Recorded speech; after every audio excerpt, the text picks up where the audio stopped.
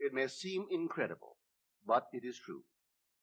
The world in which we live is a world of imagination. In fact, life itself is an activity of imagining. All that we behold, though it appears without, it is within, in our imagination, of which this world of mortality is but a shadow. Nothing appears or continues in being by a power of its own. Events happen because comparatively stable imaginal activities created them, and they continue in being only as long as they receive such support.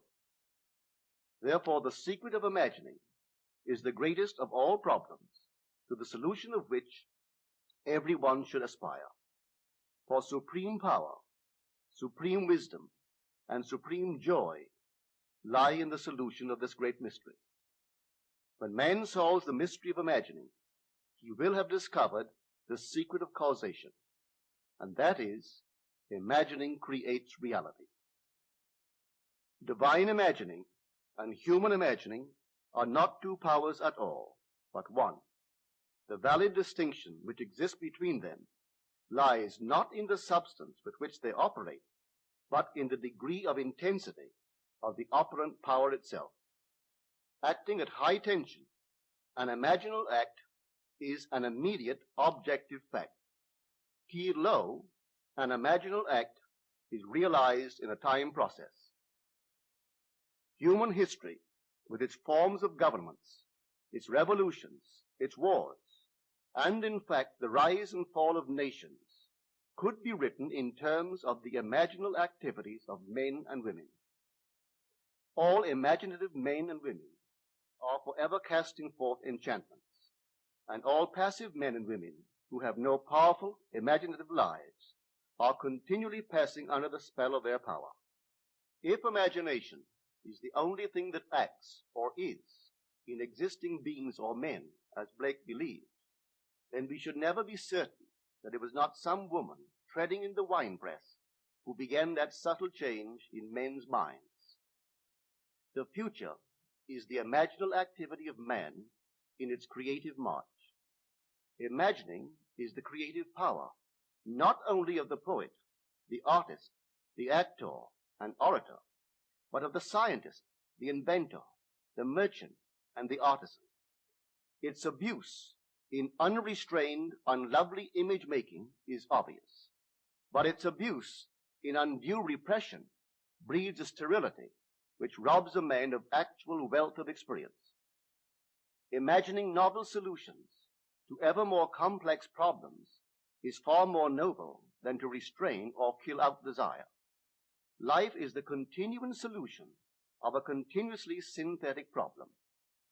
Imagining creates events. Our world, created out of men's imagining, comprise unnumbered warring beliefs. Therefore, there can never be a perfectly stable or static state. Today's events are bound to disturb our yesterday's established order. Imaginative men and women invariably unsettle a pre-existing peace of mind. Hold fast to your ideal in your imagination. Nothing can take it from you but your failure to persist in imagining the ideal realized. Imagine only such states that are of value or promise well. To attempt to change circumstances before we change our imaginal activity is to struggle against the very nature of things. There can be no outer change until there is first an imaginal change. Everything we do, unaccompanied by an imaginal change, is but futile readjustment of surfaces.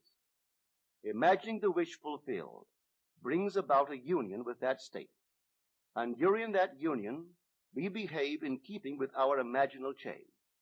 This shows us that an imaginal change will result in a change of behavior.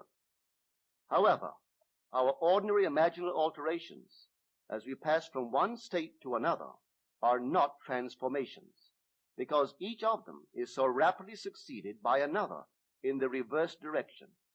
But whenever one state grows so stable as to become our constant mood, our habitual attitude, then that habitual state defines our character and is a true transformation.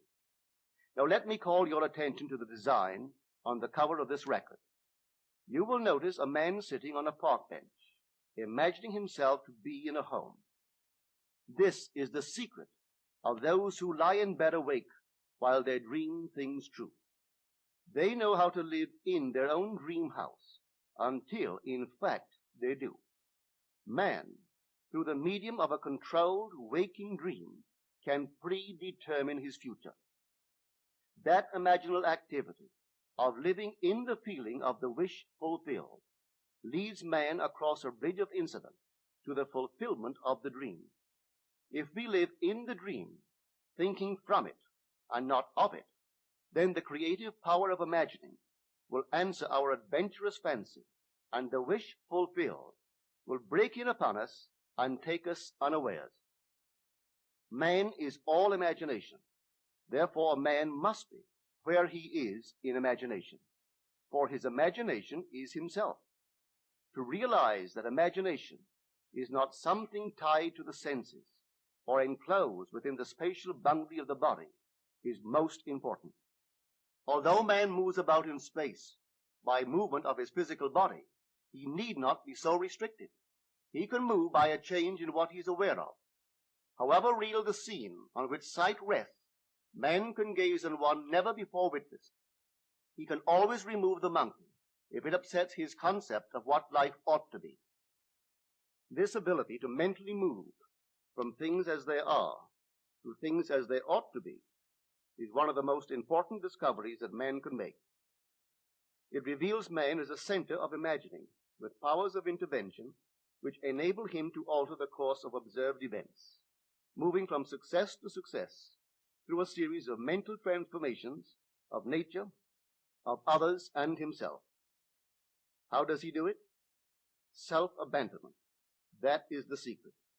He has to abandon himself mentally to his wish fulfilled, in his love for that state, and in so doing live in the new state and no more in the old state.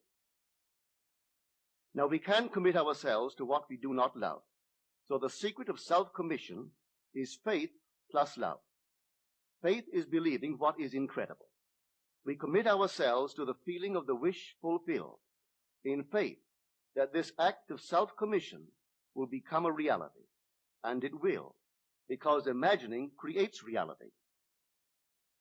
Imagination is both conservative and transformative.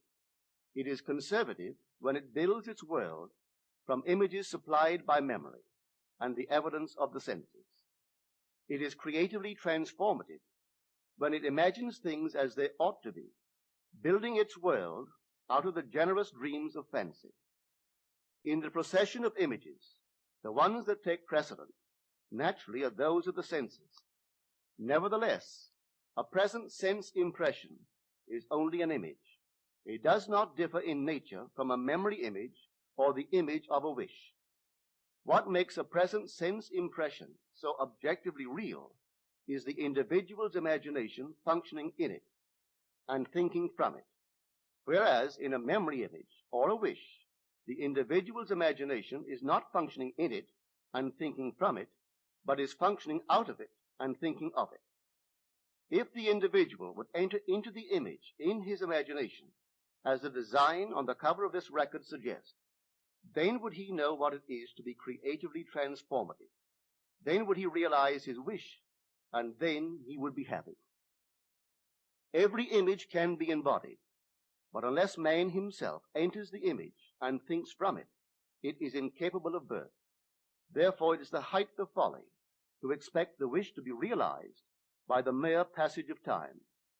That which requires imaginative occupancy to produce its effect obviously cannot be effected without such occupancy. We cannot be in one image and not suffer the consequences of not being in another. Imagination is spiritual sensation. Enter the image of the wish fulfilled, then give it sensory vividness and tones of reality by mentally acting as you would act were it a physical fact. Now, this is what I mean by spiritual sensation. Imagine that you are holding a rose in your hand. Smell it. Do you detect the odor of roses? Well, if the rose is not here, Why is its fragrance in the air? Through spiritual sensation, that is, through imaginal sight, sound, scent, taste, and touch, man can give to the image sensory vividness. If he does, all things will conspire to aid his harvesting. And on reflection, he will see how subtle were the threads that led to his goal. He could never have devised the means which his imaginal activity used to fulfill itself. If man longs to escape from his present sense fixation, to transform his present life into a dream of what might well be, he has but to imagine that he is already what he wants to be, and then feel the way he would expect to feel under such circumstances.